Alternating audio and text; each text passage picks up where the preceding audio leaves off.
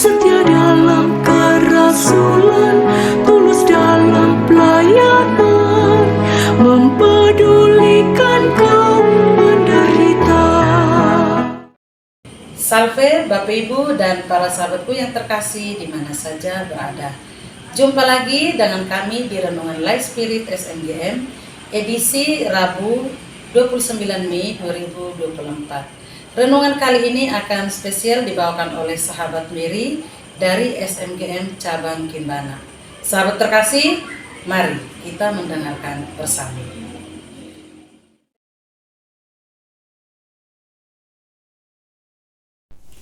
Inilah Injil suci menurut Markus bab 10 ayat 32 sampai 45. Dimuliakanlah Tuhan. Pemberitahuan ketiga tentang penderitaan Yesus. Yesus dan murid-muridnya sedang dalam perjalanan ke Yerusalem dan Yesus berjalan di depan. Murid-murid merasa cemas dan juga orang-orang yang mengikuti dia dari belakang merasa takut.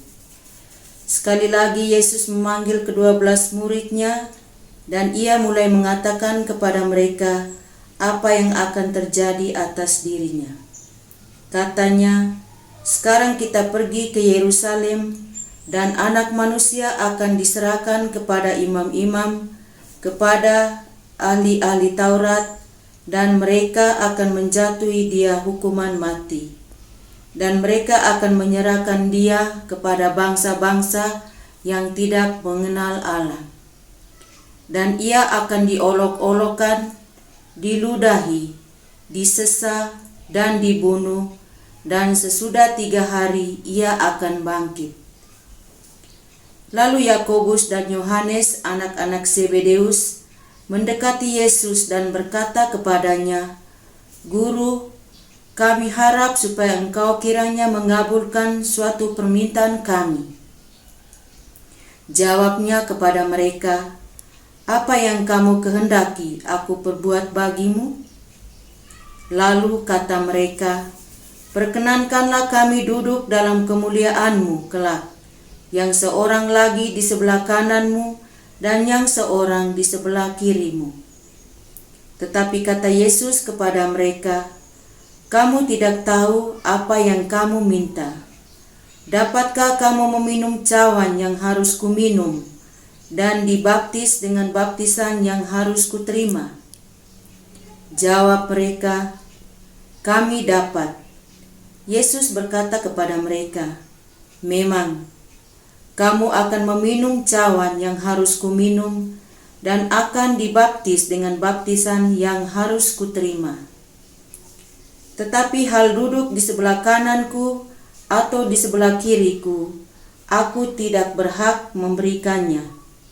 Itu akan diberikan kepada orang-orang bagi siapa itu telah disediakan." Mendengar itu, ke-10 murid yang lain menjadi marah kepada Yakobus dan Yohanes. Tetapi Yesus memanggil mereka lalu berkata, "Kamu tahu bahwa mereka yang disebut pemerintah bangsa-bangsa memerintah rakyatnya dengan tangan besi, dan pembesar-pembesarnya menjalankan kuasanya dengan keras atas mereka. Tidaklah demikian di antara kamu. Barang siapa ingin menjadi besar di antara kamu, hendaklah ia menjadi pelayanmu.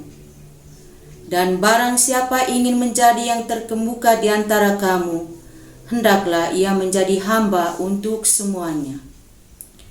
Karena Anak Manusia juga datang, bukan untuk dilayani, melainkan untuk melayani, dan untuk memberikan nyawanya menjadi tebusan bagi banyak orang."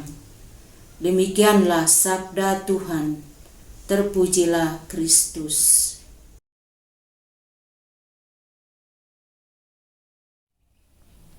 Judul renungan: Pemimpin sejati adalah menjadi pelayan dan hamba bagi sesama. Bapak, Ibu, saudara-saudari terkasih dalam Kristus, di dunia ini banyak orang berlomba-lomba untuk mencari pangkat dan kedudukan, kekuasaan, dan popularitas. Karena bagi kebanyakan orang hal ini menjadi standar utama dari sebuah kesuksesan. Maka orang berusaha dengan berbagai cara untuk menggapai kesuksesan itu. Bahkan beberapa orang sangat senang bila dihormati karena menduduki jabatan yang tinggi, dan setelah menduduki jabatan itu, kemudian memaksa semua orang atau bawahannya untuk menghormatinya. Jika tidak dihormati, ia menjadi marah.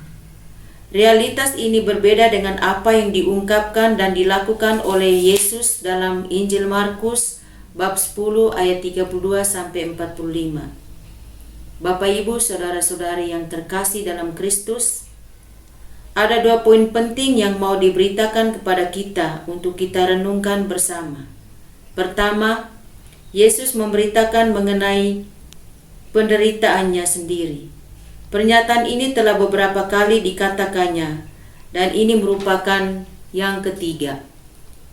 Dalam perjalanan menuju Yerusalem, Yesus berjalan di depan para muridnya sebagai seorang pemimpin, dan Yesus memulai suksesi kepemimpinannya dengan mulai jalan penderitaan. Yesus mau menunjukkan bahwa menjadi pemimpin sejati adalah harus rela mengorbankan diri demi orang-orang yang dipimpin. Meskipun sebagai putra Allah, Yesus memilih jalan penderitaan untuk menunjukkan bahwa setelah penderitaan akan ada kebangkitan yang akan menghantar para muridnya ke dalam kemuliaannya. Maka sebagai seorang murid Kristus, kita juga harus selalu berusaha menjadi pemimpin yang baik untuk diri sendiri dan orang lain, sehingga dapat menghantar kita pada kemuliaan sebagai putra dan putri Allah, sebagaimana yang telah ditunjukkan atau diteladankan oleh Yesus, sang pemimpin keselamatan kita. Kedua, Yesus memberi pemahaman kepada para muridnya perihal menjadi seorang pemimpin sejati. Yesus sedang mempersiapkan memasuki penderitaannya. Bukannya turut merasakan penderitaan, Yakobus dan Yohanes justru memikirkan kepentingan sendiri. Mereka ingin memperoleh kedudukan terhormat, yakni duduk di sebelah kanan dan sebelah kiri Tuhan Yesus dalam kemuliaannya. Permintaan Yakobus dan Yohanes memperlihatkan bahwa mereka masih belum memahami makna kuasa dan kepemimpinan menurut Yesus guru mereka. Respon yang sangat keras bahwa mereka tidak tahu apa yang mereka minta.